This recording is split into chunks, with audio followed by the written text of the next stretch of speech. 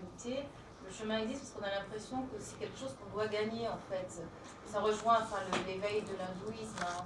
C'est exactement ça. De toute manière, il est dans cette pensée hindoue que la réalisation ne peut arriver que lorsqu'on lâche le connu, que lorsqu'on fait cette expérience d'être juste là, présent à ce qui est. Et c'est ce que nous, occidentaux, avons le plus de mal à faire, parce que nous, on est tellement habitués à suivre des chemins, justement, des règles, des maîtres, ou même des idées, parce qu'on est beaucoup dans l'intellect. Et c'est désapprendre, apprendre à désapprendre, c'est-à-dire à se poser de la méditation, c'est ce qu'elle appelle aussi, c'est lâcher le mental, et voilà. Je crois que c'est ce qu'il a... Enfin, moi, c'est ce que je comprends de son enseignant, parce que j'ai un petit peu lu, et ça rejoint tous les grands sages, entre guillemets, hindous. Alors qu'il y en a qui vont avoir des disciples, lui n'a pas envie d'en avoir, et ça se comprend, puisque de toute manière, le disciple, c'est celui qui cherche encore à l'extérieur de lui-même, alors que tout est déjà en lui. Voilà, il existe différentes traditions, mais voilà. C'est très bien joli. D'ailleurs, ce que j'ai trouvé en évidence, ce qui est très agréable, c'est comme une méditation. On le dit, je crois que c'est comme une méditation, parce qu'en plus il fait des chapitres très courts, donc on peut s'arrêter. Moi d'ailleurs, ce que je faisais, je lisais dans les transports par ville, je m'arrêtais, je reprenais, je méditais ce que je venais de lire. Exactement, ce sont souvent des écrits assez courts, mais qui se méditent. Et en fait, on fait, sur chaque paragraphe, on peut faire une méditation. Et une méditation, c'est pas une méditation intellectuelle, c'est s'approprier les mots, et les digérer, quoi. En méditation, effectivement, c'est extrêmement dense, hein, contrairement à ce qu'on pourrait penser. Mais il a un discours qui reste relativement simple. Oui, c'est en apparence d'accès facile, mais ce n'est qu'une apparence.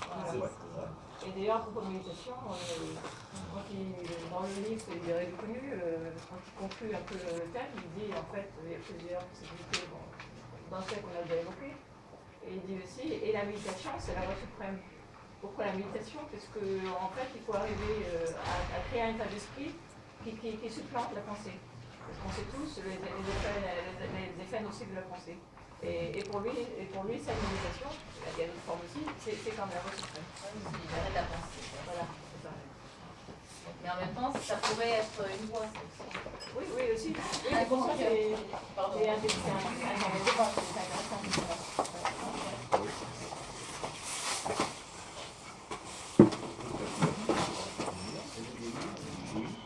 Il y avait sur le côté droit, il y avait des personnes qui voulaient... Oui, enfin, c'était un petit peu par rapport à...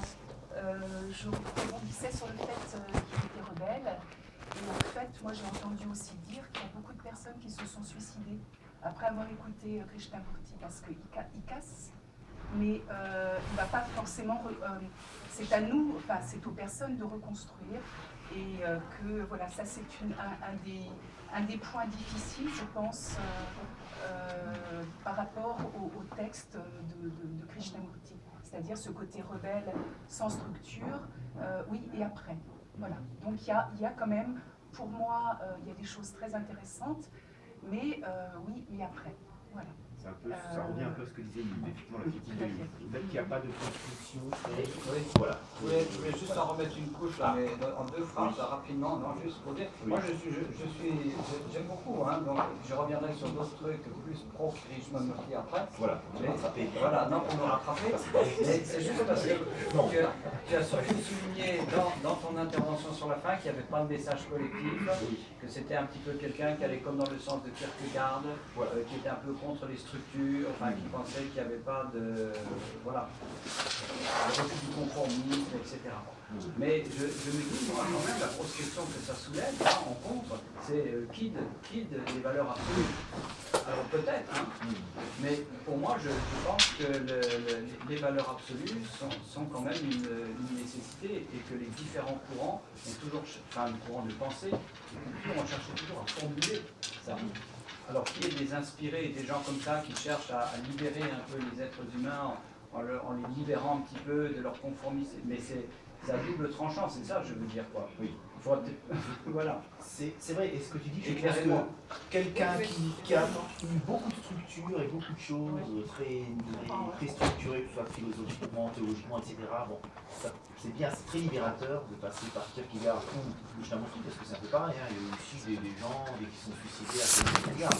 Le dernier en date, c'est fictif, hein, c'est dans le film de Woody Allen, L'homme irrationnel, c'est un professeur de philo complètement kierkegaardien, et qui devient complètement fou, et qui se suicide pas, mais ça termine très mal, enfin il meurt, c'est presque un suicide. À un moment donné, il est prêt à se suicider, puis il se rate. Enfin, il se rate parce qu'il ne peut pas avoir fait film. Oui, alors il est sur une base kierkegaardienne. Hein. Ça, c'est dans le film, il n'arrête pas de citer Kierkegaard dans ses cours, parce qu'il est philo. Ça m'a un petit peu interpellé. Voilà. Je dis, heureusement, je ne suis pas comme lui quand même. J'aime la vie. Bon.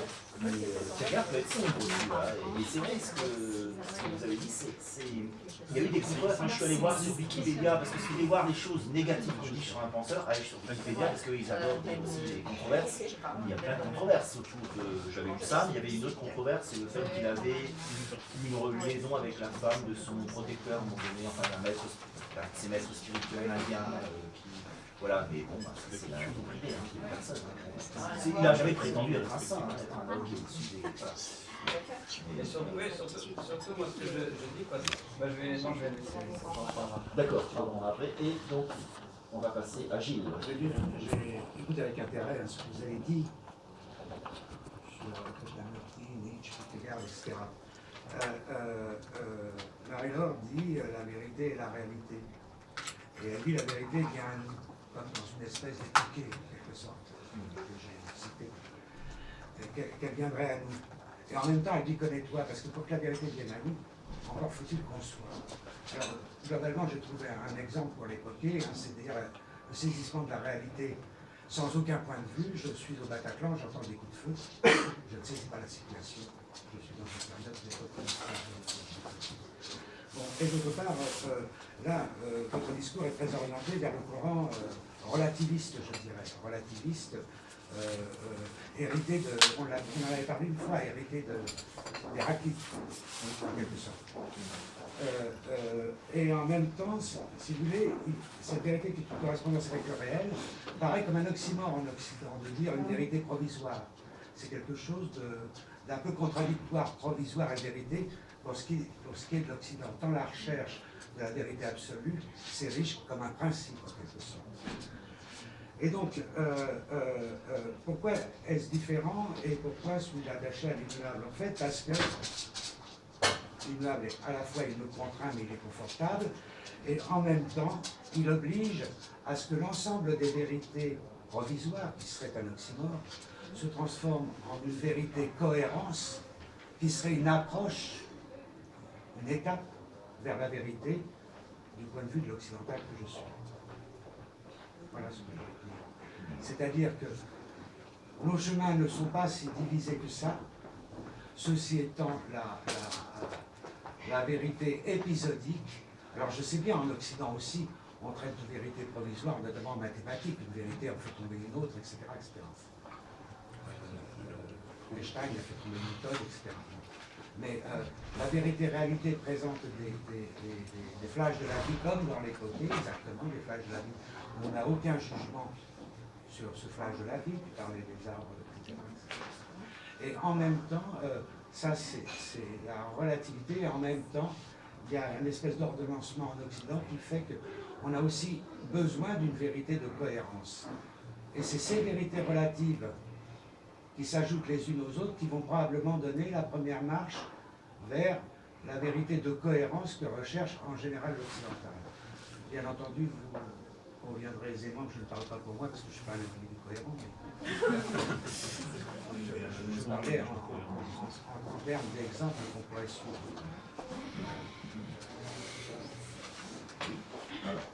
Pour répondre, j'ai l'impression, enfin moi je me suis posé aussi cette question par rapport à la discontinuité de la vérité. J'ai l'impression, enfin, ce que tu as dit aussi Marie-Laure, c'est qu'on la perçoit par instant Mais la vérité, elle est ce qu'elle est. Mais je crois que c'est uniquement le regard ou l'appréciation, l'appréhension qu'on peut en avoir qui est discontinue. En fait, on l'a pas, on l'aperçoit pas tout le temps. En fait, c'est juste à quelques instants précis où on est présent à ce qui est. Je crois que c'est plutôt ça qu'il a voulu dire. Hein. Je suis pas sûre, mais ça paraît plus cohérent par rapport à ce que je connais de sa philosophie. C'est pas la vérité discontinue, c'est qu'elle apparaît de manière discontinue au regard de celui qui la réceptionne. Forcément, parce que celui qui la reçoit se vendra. Celui qui la reçoit a nécessairement pas de jugement, puisque la vérité vient à lui. Vient à lui. C'est donc un sujet dépourvu de sujet. C'est un sujet dépourvu d'ego au moment où il reçoit, Voilà. où il recevrait la vérité. Voilà. J'ai fait un petit là-dessus. Okay. Et en définitive, contraduit par l'époqué en grec, ce que j'essaie d'appeler, etc., parce que vous m'intriguez en maintenant à cette époquée, à ce relativisme, c'est que en réalité, au moment de l'époqué, le sujet n'a plus d'ego, donc le sujet n'a plus de sujet. C'est aussi l'époqué est aussi une appréciation de psychanalyse, où le sujet serait le locuteur entre les fantasmes et son inconscient. C'est quand il n'y a plus d'ego que tu perçois la vérité, c'est ça que tu veux dire. Je te remercie de dire simplement ce que je dis. Oui, c'était traduit en manière plus simple pour l'auditoire, je pense.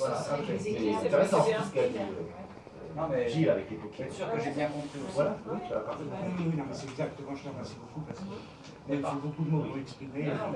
Tu as soulevé aussi quelque chose d'intéressant qui fait écho à ce que tu as dit aussi tout à l'heure, Marie-Laure, c'est que tu as dit que la vérité embrasse la réalité, mais pas le contraire. Là, j'aimerais que le monde m'explique un peu là. Moi, j'aimerais qu'on m'explique un peu plus là. C'était un peu une... Qu'est-ce qu'il veut dire un petit peu par ça? Que la vérité fait partie de la réalité, mais que la réalité est plus que ça ou... J'avoue que je n'ai pas approfondi ce point-là. Intuitivement, j'ai l'impression quand même que la réalité est plus vaste que la vérité. Voilà. Que la vérité, c'est quelque chose quand même normalement qui est valorisé. Ouais. C'est peut-être le côté lumineux de la réalité. Puis il y a aussi le côté sombre qui sera la non-vérité ou le chaos. Le chaos. Voilà comment moi je le comprendrais. La vérité, c'est pas la réalité. Voilà, la réalité est plus vaste que la vérité. La vérité, c'est quand même quelque chose de rationnel. En tout cas, pas complètement rationnel, mais qui peut être rationalisable en tout cas. Qu'on peut, voilà. On peut y tendre, pas à l'atteindre évidemment, mais y tendre asymptotiquement, comme un idéal. C'est un peu ce que je retrouve chez Krishnamurti, l'idée que la vérité reste un idéal. Sinon, il n'aurait pas écrit tout un livre intitulé De la vérité. Donc, il croit dans la vérité, mais pas à la manière, effectivement, des philosophes traditionnels. Quoi. Plus à la manière, peut-être, justement, d'un Nietzsche ou d'un Kierkegaard, de manière vraiment intérieure, personnelle, existentielle. Voilà. Il faut dire aussi que la réalité, en aparté, la réalité est basée sur la pensée aussi. Donc, avec tout ce que ça suppose, c'est pour ça que, comme tu disais, c'est un champ très vaste en fait. On peut difficilement dire cerner. Et donc, pardon. Priorité donc à Sophie. Voilà.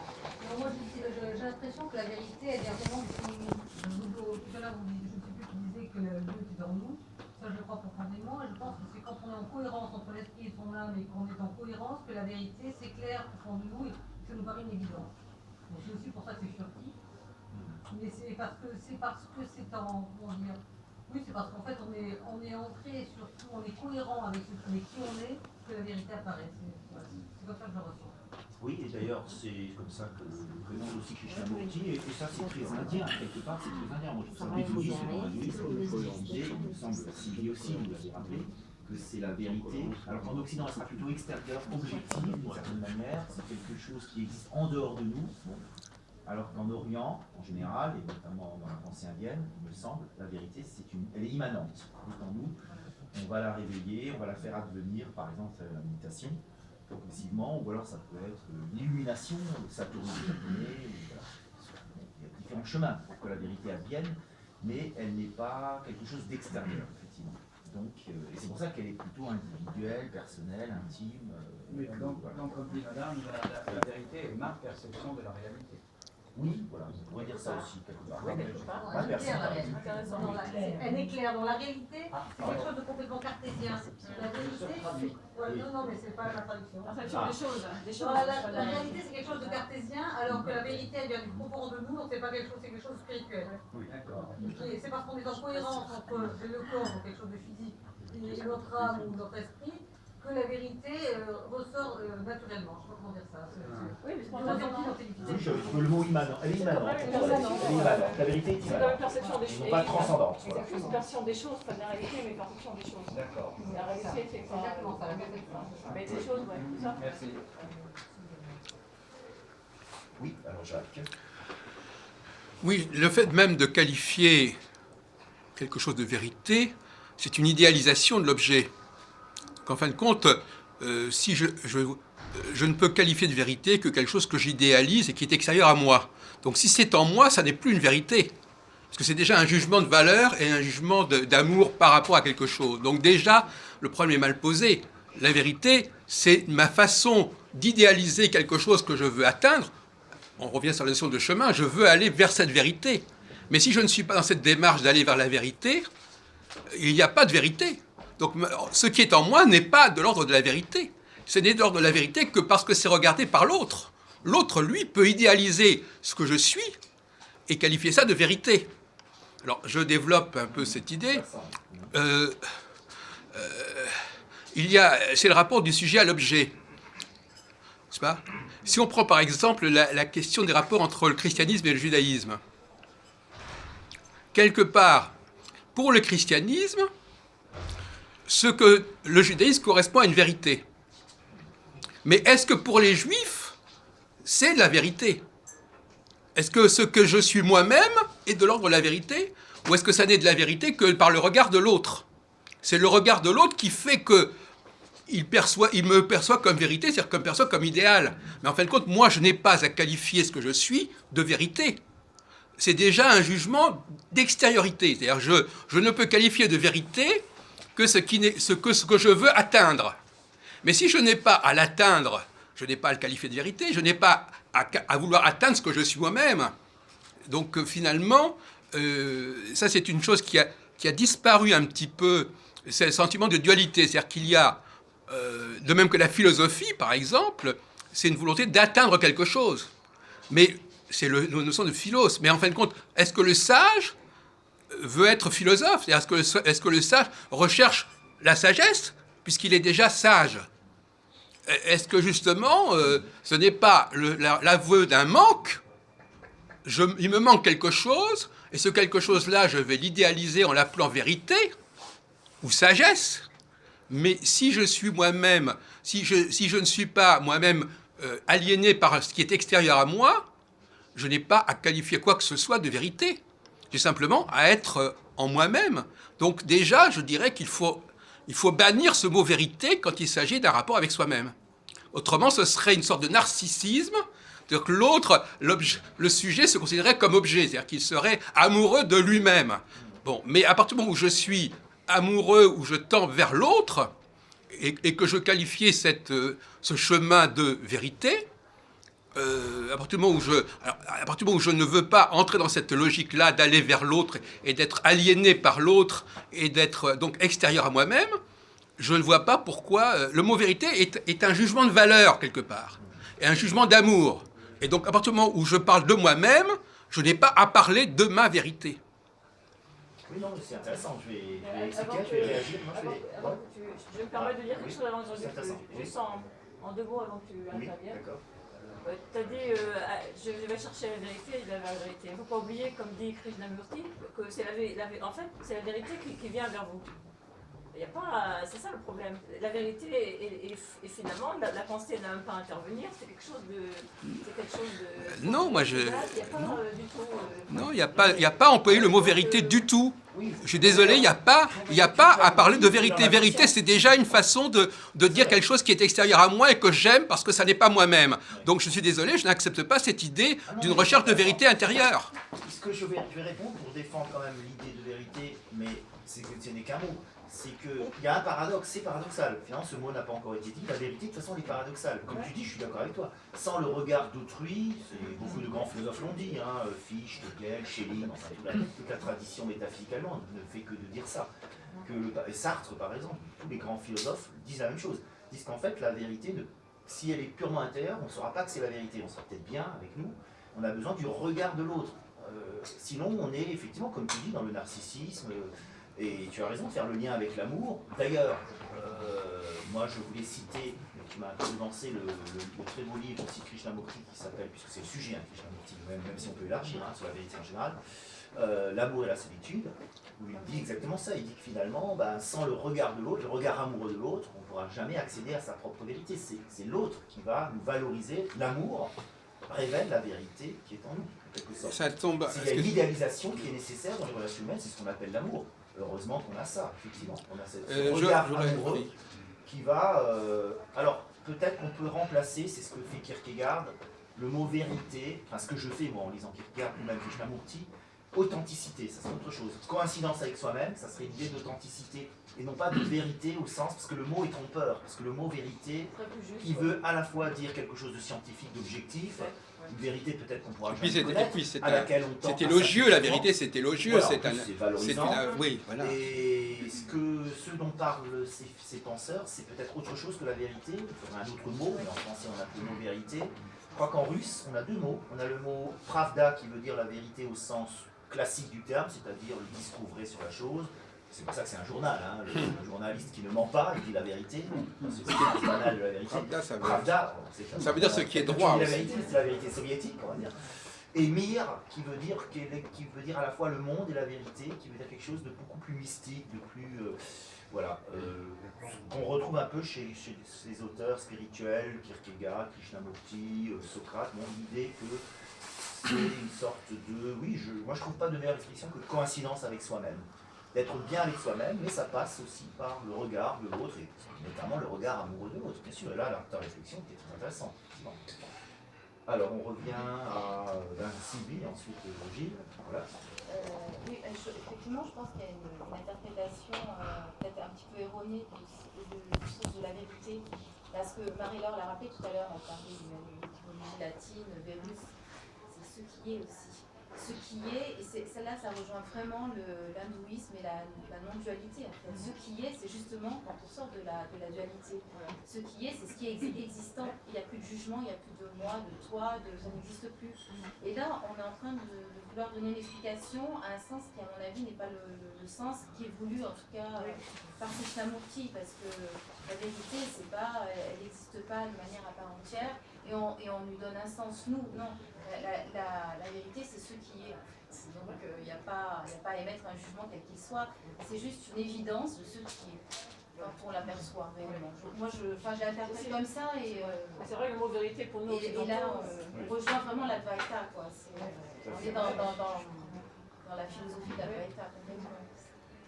La question, ceci dit, qu'on peut se poser, je me pose, et je n'ai pas la réponse pour l'instant, mais bon, je cherche toujours, puis c'est bien de chercher, mais c'est pourquoi un seul mot de vérité pour deux choses quand même qui sont très différentes. Il y en a plusieurs, mais deux choses principales, c'est-à-dire ce côté objectif, scientifique, ou ce côté subjectif, justement personnel, intime, et puis peut-être un troisième terme que tu viens d'énoncer, ce qui est, effectivement, au sens où l'hindouisme donne au mot ce qui est, c'est plus que l'objectivité, c'est la réalité suprême en quelque sorte. Il a écrit en anglais, là, chose, j'imagine.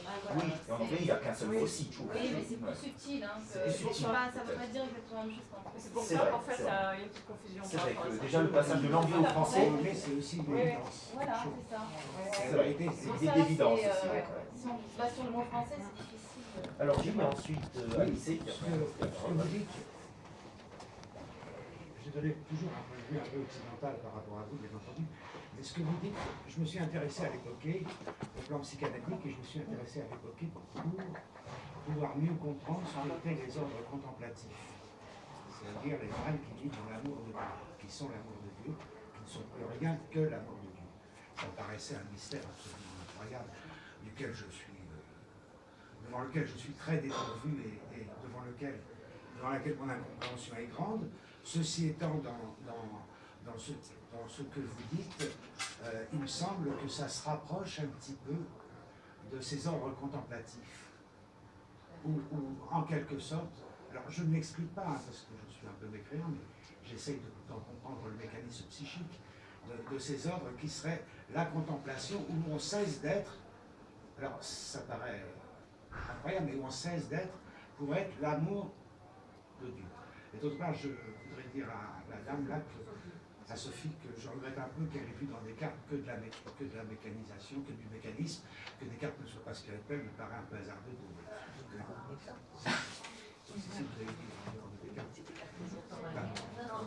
excusez-moi. J'avais compris. Donc, enfin, ce que j'essaye de comprendre, c'est le mécanisme de pensée immanente. Mais en même temps, il n'est pas étranger à une pensée transcendantale en Occident qui serait les ordres contemplatifs, qui en définitive serait l'ossature même de la recherche de la vérité en Occident, c'est-à-dire de la recherche de Dieu. Est-ce que je l'explique mal parce que c'est un peu sensitif ce que je veux dire. C'est exactement ça, c'est l'expérience qu'on fait tous à certains moments dans notre vie. On est devant un magnifique paysage, la pensée s'arrête, on jouit de ce qui se passe, puisqu'on fait partie du paysage. Et ça, on le vit tous, on l'a tous vécu à un moment donné et on le vit par intermittence. Sauf que ce qu'on appelle les chercheurs, mais effectivement, il y a aussi un autre sens, un chercheur de vérité, au sens hindouiste, il va se mettre en méditation et il va essayer de ressentir cet état qu'on a fugitivement tous, on fait tous l'expérience dans une vie ou même dans une journée. C'est simplement un ressenti. Une sorte d'état de grâce, quoi, voilà. pour ressentir. On est réceptif à ce qui est, on n'est pas en train de chercher quelque chose, on est juste Le mental, réceptif à ce qui est. le mental ne compte pas. C'est un ressenti, c'est physique. Alors on a Anissé, qui répond sur la parole. D'abord, je m'excuse d'être un peu en retard parce que j'étais un peu occupé quelque part. Il fallait courir à 4 chemins pour. T'es trompé de chemin, donc voilà. D'éviter un pays sans chemin. Ah oui. Je pense que l'homme, il est d'abord un fruit de la culture, du milieu où il évolue. Alors la vérité du milieu où il évolue est peut-être la plus absolue. Par exemple, les croyants en Dieu croient que Dieu, c'est une vérité absolue. Maintenant, pour quelque part les matérialistes, les athées, ils ne croient pas à la vérité absolue d'un être transcendant qui a créé toute l'humanité à son pouvoir. Il y a peut-être deux sortes de vérités que l'imagination n'arrive pas à très bien captiver. La première vérité est collective. Collective, excusez-moi. Cette vérité, c'est ce que la société organise et on embrigade tout le monde. Aujourd'hui, on parle du Daesh, qui est une réalité qu'on ne peut plus oublier. Chacun de nous sort avec un terroriste derrière lui. Il ne sait pas à quelle heure la bombe va exploser, soit dans le métro, soit dans c'est là. C'est déjà une sorte de vérité. Maintenant, il y a la vérité individuelle, qui est moi, où je dois voir le monde selon moi, pas selon les médias, pas selon ce que la loi veut m'imposer. Il faudrait que nous, en tant que les chercheurs, les érudits, penseurs, intellectuels, on ne doit pas confondre notre vérité intérieure, ce n'est pas la question posée, que si j'ai, mais la vérité que je vois, qui fait de moi ma personnalité, dans mon rêve, dans mes rêves de tous les jours, quand je suis seul, quand je médite, je me mets en face de cette vérité qui est contraire à l'être le plus proche, soit ma femme ou mon mari, parce que ce n'est pas le fait que nous sommes ensemble, qu'on voit les choses de la même façon, et la vérité sociale. Donc, je préfère, je ne suis pas Krishnamurti, ni un idéologiste ou bien un penseur, mais je pense que la vraie vérité, c'est la vérité intérieure. C'est la vérité intérieure. Tout à l'heure, je viens d'entendre qu'il y a la vérité occidentale. Il n'existe pas la vérité occidentale. Mais il existe une culture occidentale. Cette culture occidentale, cette culture orientale, cette culture peut-être du centre tel que l'Afrique, c'est ça qui a fait que on puisse avoir une diversité de vérités. Mais s'il n'existe qu'une seule vérité, comprendre qui nous sommes réellement, qui sommes-nous, d'où venons-nous et où allons-nous, peut-être on pourrait se forcer à comprendre un peu cette énigme. Donc voilà ce que j'avais à dire. Merci, là tu viens de rappeler les trois grandes questions métaphysiques. Hein. D'où venons-nous, que faisons-nous ici-bas, le sens de la vie, l'origine de la vie, le sens de la vie, où allons-nous, le destin, est-ce qu'il y a une vie après la mort, sous quelle forme. C'est vrai que là, c'est les vérités métaphysiques qui sont aléatoires. On peut juger une métaphysique. Oui, c'est le mot qu'on emploie pour parler de ces questions. C'est les questions traditionnelles de la métaphysique. Et ce sont des vérités absolues en quelque sorte. Alors, on ne les connaît pas évidemment, c'est un grand mystère. Alors, priorité peut-être à ceux qui n'ont pas parlé, comme Jean-François, justement. Jean-François Tilly. Ou à d'autres. Jean-François. Et Eric. Non. En tout cas, Jean-François. On parlait de l'étymologie grecque. Il y a une étymologie qui est peut-être intéressante au niveau de la vérité. Il y a un fleuve qui s'appelle le fleuve de l'été. Et ce fleuve, quand on l'appelle l'été, si on met le A privatif devant, ça fait à l'été. Et à l'été, ça veut dire vérité du coup. Donc il y a une opposition qui peut se créer, c'est-à-dire entre vérité et oubli. Et sommeil.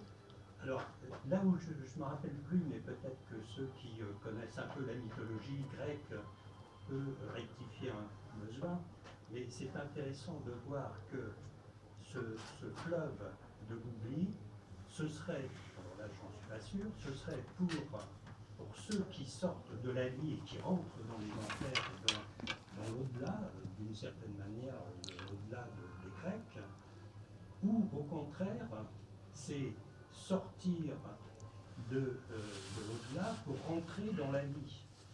Alors là, je ne sais plus très bien. C'est la deuxième version qui me semble être la bonne. Oui, je te rappellerai, mais continue, je reviendrai, parce que c'est très intéressant. Ah oui, mais attends, c'est là où justement, faut-il savoir si c'est c'est la deuxième version qui est la bonne. C'est la deuxième, oui. Il faut oublier les vies antérieures, parce que ça participe aussi à la croyance dans la réincarnation de Platon. Oui, ça chez Platon d'ailleurs, dans la République, oui. Le fleuve de l'été.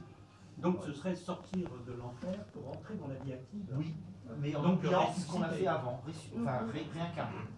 Platon croyait dans la réincarnation. Alors attends, c'est pas la même chose. On se préincarne, on oublie ce qu'on a vécu dans les vies, comme dans l'hindouisme aussi, dans le karma. Alors, on oublie ce qu'on a vécu avant oui. pour remettre les compteurs à zéro, mais on a quand même le karma, c'est-à-dire le destin qu'on va vivre dans notre vie. Ça va dépendre de ce qu'on a fait de bien ou de mal dans une vie antérieure. L'idée que dans certaines branches de l'hindouisme, pas dans tout l'hindouisme, mais l'idée du karma, la rétribution des actes, en gros, chez Platon. Justement, là ce serait intéressant parce que si on arrive au contraire, c'est-à-dire dans l'oubli de la vie qu'on a vécue dans son karma quelque part, il est certain qu'à partir de ce fait, on va vivre quelque chose qui est totalement cosmopolite ou cosmographique, quelque chose, et qui est la relation avec les morts. Mais la relation avec les morts, c'est la relation avec les dieux. Automatiquement, on se retrouve, c'est-à-dire avec les dieux. Et si on est avec les dieux, c'est donc qu'on a une vérité totale de toutes choses. Et que la réincarnation, du coup, nous redonnera effectivement, à travers le nouveau-né, qui lui a besoin d'un support pour pouvoir exister dès les premières, c'est-à-dire l'instinct qui réapparaît et non pas la conscience. Donc, grâce justement à cette réincarnation d'un mort pour revenir en tant que nouveau-né quelque part, lui donnera dire, la possibilité d'exister. Avec l'aide, bien entendu, de notre population, des parents. Voilà. Donc, il y a quelque part, c'est-à-dire ce besoin de se retrouver dans une vérité, mais divine, pour avoir vraiment la vérité, et non pas la réalité. Tout à fait. c'est l'idée qu'on retrouve chez Platon, aussi dans l'hindouisme, l'idée que le but c'est de ne plus se réincarner, d'être assez purifié pour pouvoir retourner dans le monde des idées de Platon, ou le nirvana, dans la pensée indienne, ce qui à mon avis est assez proche chez Platon. Et d'ailleurs, je pense que c'est Platon qui aurait le vent de ses idées à travers ses voyages, à travers des témoignages, des soldats qui sont allés en Inde, etc. Des liens quand même, c'est la parenthèse de Pierre Hadot, dans laquelle il y a des liens quand même entre la Grèce, très ancienne déjà entre la Grèce et la pensée indienne. La pensée indienne étant plus ancienne, c'est plutôt un Platon, une sorte de copie, mais bon, après Platon l'a adapté un petit peu. Mais l'idée est effectivement intéressante, et tu fais bien de rappeler cette définition de la vérité. Elle est intéressante parce qu'elle est très mystique, elle est reprise aussi par Heidegger notamment. C'est privatif, il y a le A privatif, c'est oublier qu'on a oublié, c'est l'oubli de l'oubli quelque part la vérité. C'est le A privatif de l'été qui est le fleuve de l'oubli. C'est le ressouvenir, c'est la réminiscence finalement. C'est la réminiscence. Et justement, là, on arriverait justement à ce titre que tu as donné, la vérité est un pays sans chemin. Et donc, si on est avec le divin, c'est sans chemin. Là, tous les chemins sont possibles. Et justement, dans un ordre extrêmement oui, on pourrait rajouter le fameux proverbe de tous les chemins mènent à Rome. Rome, c'est un peu dur. C'est du salut, c'est Vatican. Ça, c'est un proverbe catholique, évidemment. Tous les chemins mènent à Rome. Il y a comme une certaine ouverture, ou alors quand on dit les voies de Dieu sont impénétrables, c'est un peu cette idée-là aussi. Parce que quelque part, on ne sait pas quels sont les chemins. Ils sont tellement nombreux, alors peut-être qu'il n'y en a pas, que c'est un peu comme la jungle, et que finalement, l'élu, il va trouver son chemin malgré tout, en traversant la jungle. Il va avoir le sixième sens, il va suivre un animal, son animal totem, je ne sais pas, un jaguar qui lui montre le chemin, c'est dans un film. C'est des choses que nous, les hommes rationnels de l'Occident, on ne peut pas comprendre. Pour nous, c'est du rêve, pour certains c'est du n'importe quoi, mais pour d'autres on ne comprend pas, mais il y a des initiations comme ça qui se font, se met dans le mysticisme. Oui, pour en revenir à Platon, on se retrouve avec le mythe de la caverne, à savoir que l'extérieur, ce que nous vivons en réalité, la réalité, c'est une illusion. Et effectivement, de toute façon, ce que nous vivons, nous, dans notre vie, ce ne sont que des réalités, ce ne sont que des illusions. Quand on regarde par exemple le soleil qui se lève à un moment donné pour aller se coucher, c'est une illusion. C'est nous qui tournons et non pas le soleil qui tourne. Donc on vit de toute façon avec des illusions. Et avec l'idée que c'est la lumière qui serait le symbole de cette vérité, puisque la caverne, c'est là où ce qui fait sombre, on a des projections illusoires, comme au cinéma, un petit peu, comme les images chinoises. Et oui, c'est bien de rappeler aussi l'allégorie de la caverne chez Platon, que le but c'est aussi d'élargir le sujet. La vérité, la parole est très belle, mais on n'est pas obligé de rester uniquement dans la référence à Krishnamurti. Où là, c'est le moment, c'était bien que tu parles de tout ça, c'est le moment d'élargir, il me semble, notre thème. C'est un sujet métaphysique. Là. Ah oui, complètement. Alors, on revient à Nicée. Ceux qui n'ont pas encore parlé, on revient à Nicée aussi. Oui. Je pense que même si l'homme découvre le divin, il ne cesserait jamais de chercher la vérité. Parce que l'homme, c'est un sujet de recherche. On dit qu'il a des milliards de neurones qui ont une connexion scientifiquement démontrée, bien sûr. Donc la question de l'homme, autant qu'il continuerait d'exister, il ne cesserait jamais de poser des questions. Même, je crois que ça pourrait même être ça la séparation de l'homme à Dieu. Parce que l'homme étant un sujet d'interrogation perpétuelle, Dieu a peur de l'homme parce que Dieu veut être absolu. Dieu veut être absolu. Or, il ne peut pas être absolu devant quelqu'un qui continue à se chercher. Donc, je pense que atteindre l'étape de Dieu, arriver à l'étape de Dieu, c'est un premier cycle peut-être. Le premier cycle peut-être, ça peut peut-être être un deuxième cycle. Peut-être l'homme est en train de chercher quelque chose d'absolu, en réalité qui n'existe pas. On va faire, comment on appelle ça, un tour complet et puis on n'a rien trouvé. C'est ça. En regardant notre arrivée sur la Terre, si on écoute bien la science, ça pose problème. Platon a eu raison quand il a parlé de la réincarnation. Il a raison. Mais quand le judaïsme, par exemple, embrasse la résurrection, c'est là où les choses deviennent de plus en plus complexes. La résurrection, c'est l'être qui est mort qui revient à la vie. L'incarnation, c'est l'être qui est là, un autre corps, on pénètre en lui. C'est assez proche, mais c'est différent.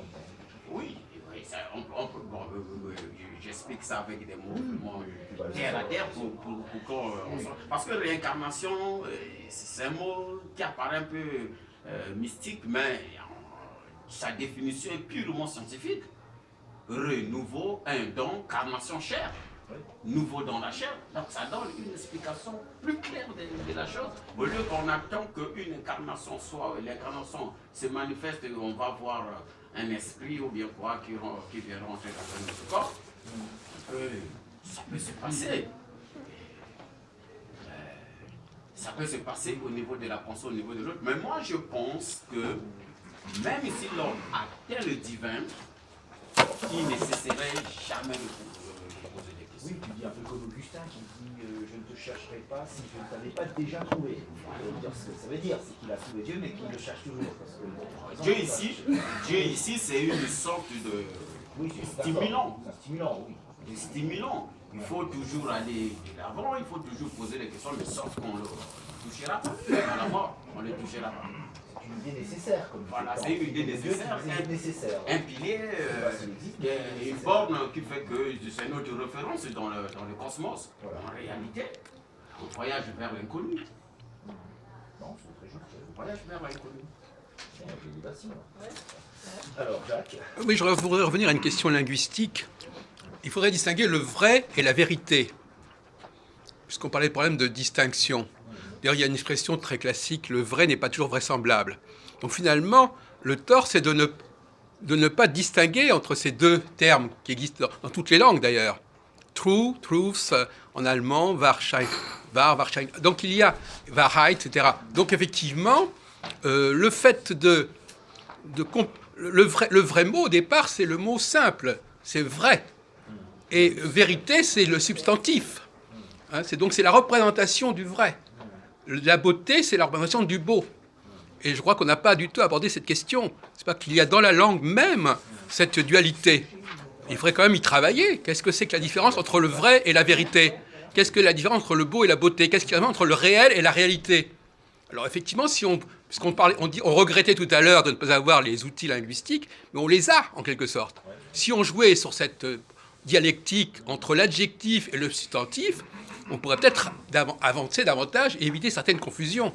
Oui, tu as raison. D'ailleurs, c'est un peu ce qu'a amené la référence à Platon, puisque là, tu dis quelque chose qui me fait penser à Platon, quand il dit il y a le beau en soi, il y a les belles choses. Il y a les choses qui sont belles, l'adjectif, c'est secondaire, c'est la copie. On est dans la copie d'un modèle idéal. Il y a le beau en soi pour Platon, le vrai en soi, le bon en soi, dans un monde des idées. Bon, c'est pas qu'il existe ce monde, hein, c'est une idée intéressante en tout cas. Et finalement, la personne qui est belle, puisqu'à un moment donné, il y a ce dialogue célèbre sur le... Ça peut être la même chose sur la vérité, mais là c'est sur la beauté. Socrate qui demande à Hippias, qu'est-ce que le beau? Hippias, il dit, c'est la belle femme. Alors Socrate, il dit, oui, la belle femme est belle, évidemment, mais c'est pas la beauté en soi. Tu aurais aussi bien pu me répondre, un beau cheval, c'est très beau aussi, un beau cheval. Ou même, Socrate exagère un peu, mais volontairement, il dit, ou même une belle marmite, c'est beau aussi, voilà. Peut-être, justement, alors peut-être que la question... Entre parenthèses, oui. Socrate était le maître de Platon qui n'était que l'élève. Oui, Socrate, effectivement. Oui, et Socrate était malheureusement un simple être humain. Oui, il est mort. Passionnant. Il est mort à cause de... Alors c'est très intéressant comme... Socrate est mort, donc Socrate est mortel. Et d'ailleurs, Socrate a dit une phrase intéressante qu'il acceptait. Il a dit l'essentiel de la vérité est insaisissable. Et je rappelle qu'on a appelé Krishnamurti le Socrate indien. Donc Socrate, c'est ça, Socrate est très intéressant. Platon, Socrate, effectivement, avec Krishnamurti, je ne l'avais pas prévu dans mon plan initial, mais c'est bien que ce soit vu finalement. Ça a beaucoup de sens. De même qu'il y a aussi le passage du nom à l'adjectif, philosophe et philosophique. Il y a tout un travail comme ça linguistique de glissement qui introduit d'autres nuances. Hein, par exemple, ce qui est philosophique, quelle est la différence entre ce qui est philosophique et la philosophie? Est-ce que c'est plus ample? Est-ce que c'est... J'ai l'impression qu'il y a, sans tomber dans Wittgenstein, il y a un travail à faire sur la problématique des mots, et apparemment, c'est sur tous ces points-là, le passage de l'adjectif au substantif, du nom à l'adjectif, tout ça, ça nous permettrait de travailler. Je ne sais pas si Heidegger travaille là-dessus. Il faut proposer un sujet qui va dans ce sens, hein, sur Wittgenstein par exemple, vision Orient-Occident, c'est un terme de langue aussi, les traductions, des textes. Si la langue distingue ces différents termes, c'est pas par hasard. Il y a des dérivations, il y a des choses qui sont dérivées. Alors la vérité, c'est dérivé du mot du vrai. Exactement. Et d'ailleurs, on dit souvent que c'est l'allemand des langues occidentales, hein, le grec et la langue philosophique par exemple, en Occident. Hein. L'indien aussi, le sanskrit est très très pratique parce qu'il y a énormément de mots très riches. La langue indienne, le sanskrit est une langue très philosophique, le grec aussi. Et les langues modernes, aujourd'hui en Europe, c'est l'allemand qui est la langue la plus philosophique. On fait énormément de mots, on fait facilement des mots valides, de très très longs mots en allemand. Et en français, en anglais, on a plus de mal à faire ça, parce que c'est pas beau. En allemand, ils le font, alors c'est pas toujours très élégant non plus, parce que ça fait des mots super longs, mais qui permettent de mieux penser. On pense mieux avec des mots qu'avec des adjectifs, il me semble. C'est des concepts. Oui. Les concepts, c'est des mots, c'est pas des adjectifs. Et là, par exemple, le fait d'utiliser un adjectif, il y a aussi l'adverbe. Par exemple, philosophiquement, qu'est-ce que ça veut dire? Est-ce que ça ne veut pas dire à la façon des philosophes? Est-ce que ce n'est pas une forme d'imitation? Donc il faudrait aussi travailler sur l'adverbe. Quelle est la différence entre donc l'adjectif, le substantif et l'adverbe? Oui, tout en faisant des jeux de mots comme Heidegger, parce que dans beaucoup de mots français, il y a ment à la fin aussi, parce qu'on n'est pas dans le mensonge quelque part, philosophiquement, entièrement, etc. Mais c'est vrai qu'on peut tirer, on pourrait dire, bah, ça ment, quoi, la langue ment. Vraiment, vérité, vraie, vérité, vraiment. Oui, bah oui, vraiment, bah, il y a la vérité, le mensonge. Qu'est-ce que ça veut, quand on emploie l'adverbe vraiment, qu'est-ce que ça veut dire? Qu'est-ce que tu as vraiment voulu dire? Même les tilleuls. Enfin bon. Voilà. Alors, on extrapole. Revenons au sujet du début, voilà, mais c'est bien, c'est intéressant. C'est aussi pour que tout le monde puisse en placer un mot, parce que voilà, parfois, ceux qui n'ont pas lu Krishnamurti, parfois se sentent bien, voilà, pas perdus, mais tu veux reprendre la parole? Oui, donc, je voulais revenir à la vérité sans chemin. Ah voilà. Oui, simplement, oui. Métaphore. Peut-être un petit peu, quelque part, Krishnamurti voulait dire par là que cette réalisation de soi ne dépend pas d'une école ou de quelque chose, mais d'un vivre qui se manifeste comme ça. Ça rappelle le courant de l'Advaita, hein, c'est ce courant indien qui est venu assez tardivement, après l'hindouisme, après le brahmanisme, l'hindouisme. Le courant de l'Advaita, c'est un courant un petit peu mystique, hein, qui finalement dit que se rapproche du bouddhisme zen, qui lui dit que la vérité finalement, bah, c'est pas, on ne la trouve pas dans les livres, dans le canon un peu, on ne va pas le trouver dans un rituel, on ne va pas le trouver dans tout ça, on va le trouver simplement dans le vivre, en étant tendu vers l'authenticité, comme tu l'avais dit, et puis les choses surviennent, comme ça, les choses surviennent. Je pense que Krishnamurti se mettait bien dans ce courant-là de l'Advaita, mais et justement, contrairement à ce qu'on pense, il était beaucoup plus traditionnel qu'on voit peut-être le présenter comme un novateur. Alors, il y avait seulement des choses assez novatrices, hein, dans ce qu'il a dit, mais il est quand même dans un courant de pensée. Aujourd'hui, il y a des gens comme Moji, Balsekar, il y a tout un courant comme ça, puis il y a Harding aussi, il y a des anglo-saxons qui se sont mis là-dedans. Il y a Dorval, il y a un Canadien là aussi qui est intéressant. Voilà, il retourne son doigt vers lui-même. Voilà. Le personnage sans tête. L'homme sans tête. Voilà. Gustave Harding, voilà, c'est ça, merci, ouais, c'est ça. Et tout ça va un petit peu dans ce sens-là. C'est très porteur, mais c'est pas quelque chose. Tout en étant, toute cette déconstruction est peut-être positive, mais je voudrais souligner simplement le fait qu'elle était le fait d'hommes qui étaient des gens, enfin, surtout pour Krishnamurti, pour Balsekar. Balsekar, c'est, je ne sais pas si c'est quelqu'un de contemporain, c'est quelqu'un qui était banquier. Il n'y a rien de plus terre à terre que ça. Et, il était banquier jusqu'à la retraite. Il a vécu banquier. Hein, et puis à la retraite, comme ça, il s'est dit je vais faire gourou. Voilà. Ça m'est tombé dessus comme ça m'est survenu. Hein, il a pas, voilà. Et aujourd'hui, il parle de ce courant dans le même sens de Krishnamurti, dans le sens de l'éveil. Hein, tout est bien, il dit tout est bien, finalement, ben, vous êtes voleur, parfait, continuez, très bien. Non mais exact, non mais texto, hein, c'est ça. Il dit, vous trompez votre femme, très bien, continuez. Non mais, dans le sens, c'est paradoxal, hein, je le fais exprès, bien entendu, et c'est exactement ce qu'il dit un peu aux gens. Il leur dit, ben, écoutez, continuez comme ça, continuez. Alors, mais alors, il n'y a pas de problème, tout est bien. Voilà.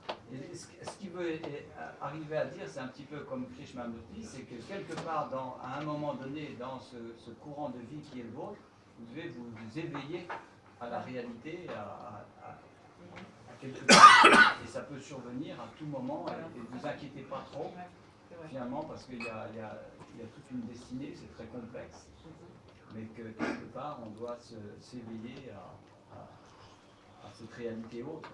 Ça peut survenir à tout moment, quel que soit notre chemin, finalement. C'est un petit peu Polnareff en résumé. Hein. On va tous au paradis. Ah oui, c'est paradis. Ah, il y a... Voilà. Oui. Alors, Jean-Claude. Il me semble qu'un mot est important, c'est un pays. Un pays. C'est-à-dire que c'est pas la vérité n'est pas quelque chose qu'on peut chercher, pour la simple raison qu'elle n'existe pas. Comme